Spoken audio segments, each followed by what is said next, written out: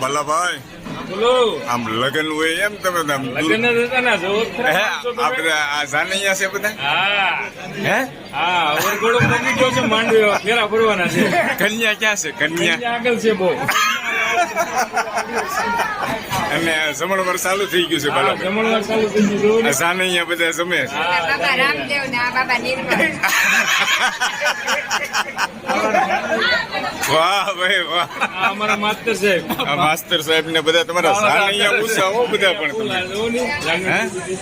વાહ મારે બાલાભાઈ કન્યા જોવા હતા આગળ છે કન્યા આગળ છે હાલો હમણાં જાય પછી એની પાસે